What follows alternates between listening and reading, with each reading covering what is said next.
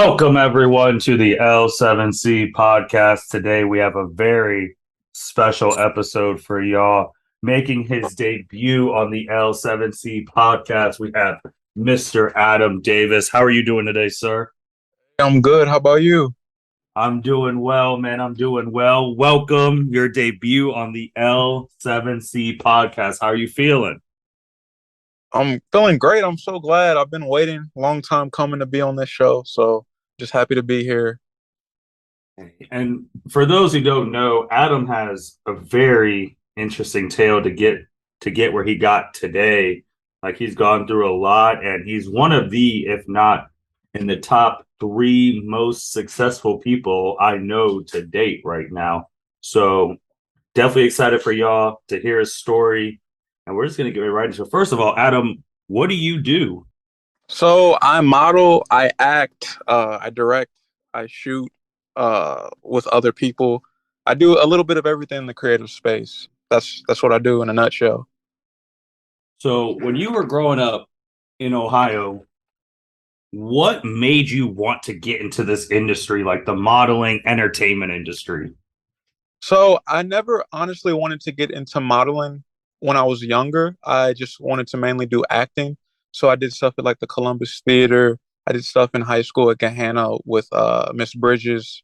I just love to act. I did a little bit of stuff at Central State when I went there, and I accidentally got into modeling. So I went viral one time when I came up to Ohio to visit my little brother, and a bunch of brands start reaching out. They're like, "Hey, do you want to shoot?" I'm like, yeah, sure, I'll shoot." So then I started building a portfolio up, and one thing led to another, and then I got signed. So that viral moment you were talking about, that's when Good Morning America even highlighted that moment. Did you think that was gonna go viral at all? Like, what were your initial reactions when your phone just started blowing up? I was shocked. It didn't seem real because I just went up there, just to surprise my little brother. I wanted to record a video just to have it. And then I posted it, and then my phone just wouldn't go off. And people were like, "You're on the news." I'm like, "No, I'm not. You're joking." And I mean, even in the group chat, you guys were like, "You're going viral, bro." And I'm like, "Really?" And wow, it was crazy. So when you went viral for the first time, did you ever think to yourself, "Oh, I want to feel this again. I'm going to do whatever it takes to get viral again"? Were you pushing for stuff? Because that one with your brother was super organic. So were you trying Yeah. to then like force stuff to be more viral? Yeah, so that's what I've learned over this course of just doing everything. So yeah, like after that, I was like, I gotta go viral again. How do I go viral again? And I would do stuff that was like not me. Mhm. I would, say stuff that wasn't me, just try to get a viral reaction. And I realized it wasn't working. Like you're not gonna be able to get that off if you're not being your authentic self, which I was in the first viral video. So what I had to learn and get back to was just being myself, finding my niche, and just, being who I am. And it helped on Instagram, it helped on, TikTok, and it helped grow my brand. That first call you got for someone to say, "Hey, do you want to come do a modeling shoot?" What were your thoughts? Did you think they were joking? Like, how did you decide this is going to be the person to do my first shoot for, whoever that was? I was nervous. I was like, oh gosh, me? Why me? Like I was like, I mean, I was confident, but I was like y'all want to shoot me? Why? So I kind of just had to like look in the mirror, listen to a little Kanye, and then go to the shoot. And it was good in the moment. But when I look back at the pictures now, I'm like, wow, I was such like an amateur or a rookie. I was like a baby in this. So then after that, you continue to have more shoots. And then you also started getting auditions for like commercials and shows and things of that nature. How was that experience like when you realize, oh, a lot of people really want me for this work? I can make a career out of this for real. That I mean, I just it was crazy. Like the first time I had an actual audition, it was for Solange's project. She had a project called When I Get Home or I'm Coming Home, something like that. And it was surreal. I had to record like a self tape at home. It's very detailed when you do a self tape. They want to see like your hands, how you walk, Mhm. how you stand. They want to hear you talk. So I did all that, sent it in, and then I got, a response back. They called me. They're like, "Hey, Solange liked you. Um, they like you, so we want to see you tomorrow, 6 a.m. call time." I'm like, they wake up at 6 a.m. Like, wow. Like I have to wake up earlier than 6 a.m. I got to get up at like 4:30, 5 o'clock, be there by 6. Mhm. And a lot of the time you're just sitting there, like just sitting, waiting, and that kind of builds up your nerves. And you're like, whoa, like, wow, am I ready to do this? And when the moment came, I think I killed it. It was really fun. Had an opportunity to meet Solange, her husband, then Beyonce as well. She was on set. And it just made me realize, okay, I want to do this as long as I can. Would you consider that moment working with Solange Knowles, meeting Beyonce? Was that your big break, or what would you consider your big break? I think that was my big break. That was the first time I made a significant amount of money on a shoot. Like Mm. it was enough to like pay rent for like half a year. That's Wow. how much from the yeah, I was like, wow, like okay, I got to keep doing this.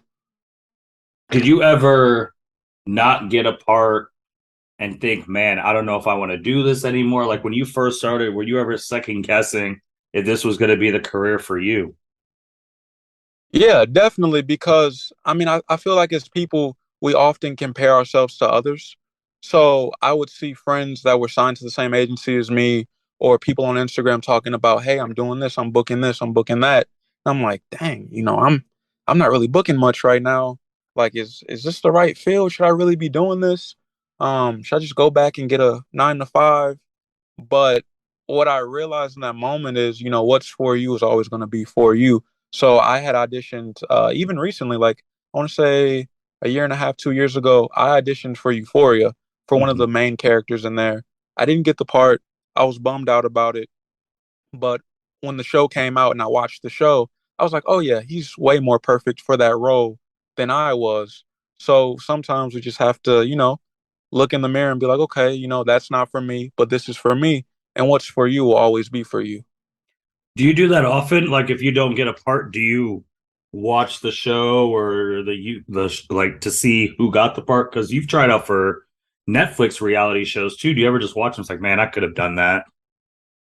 Yeah, yeah, definitely. Sometimes I'm like, dang, I could have did that way better than him. But other Mhm. times, more often than not, I'm like, they picked the right person. The casting department did a good job. But sometimes, yeah, they didn't do a good job. Now, fast forward, you're really into this community, the entertainment, the modeling. What's a normal day for you now like? I would say a normal day is me just at the house playing 2K a little bit. I might film a couple self tapes, Mhm. and then if I have something on my schedule, like yesterday, I filmed a commercial for a casino company up in Oklahoma. So I had to wake up at like 4:30. My barber came over, cut my hair at 5:30, and then I was out the house at 7:30, headed up to Oklahoma, and I stayed there until like 7:30 p.m. and then I came back. But that's typically my day usually. And you're constantly traveling. I know you're in Texas and you're going to LA frequently. You just said you were in Oklahoma. How does that traveling life affect you? I think it's pretty great because when I first started traveling a lot, it was with my then fiance, now wife, and it was really fun. We got to like build a bond, like really really tight. We got to try new food, see new culture, open our eyes to a lot of stuff. Because sometimes we think, hey, I'm one of the best in Texas, but it's just Texas. Like when you broaden your horizons and you get out there, you're like, dang, okay, they're doing this in LA. We got to get on this level. We got to be able to compete with them. I don't want to just be the best, in Texas. I want to be the best to ever do it or the best I can be. So it definitely helps. That's awesome, man. That's really awesome. So how does one go about booking like stuff? Do you have an agent that does that for you? Are you just your own company? How does that work? So it's all of them. So I am my own company. So I help find my own stuff sometimes. I book stuff directly with companies through myself sometimes, and then I have an agent in Dallas. She's very very great. I just recently changed agencies in Dallas because I wasn't getting a lot of work from my previous agent. But this agent, Leah McCauley, she's like excellent. I'm talking, she booked me this casino commercial, and I've only been signed to her for 3 weeks now. And every day she's sending me stuff to, do this self tape, go to this audition. And then my other agencies, I have one in Ohio. I just recently signed to them as well. Siegel Models, they're great. They helped me work on posing. And then NYMMG, which is the biggest agency I'm signed to, they're amazing. They give me a lot of like TV auditions, and yeah, I love it. So when you're going out to these auditions, when you're named all those agencies, how do you get paid and how do they get paid? So the way it works is, for example, if I have a shoot and let's just say it's $1,000, I'll Mhm. go do the shoot, and oftentimes they're either net 30 or net 60 accounts. So it takes 30 to 60 days for me to get paid.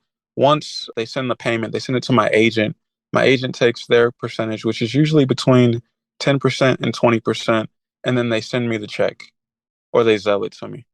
That's pretty easy. You talked about traveling because you are recently married. You also are a dad.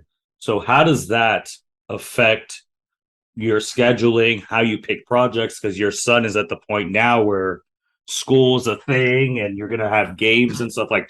How do you work that out with being a dad? So it's really a balancing act. I'm very thankful that my mom lives here in Texas. She lives about 10 minutes away from me. So I try to book my shoots on weeks that I don't have my son, which is every other week.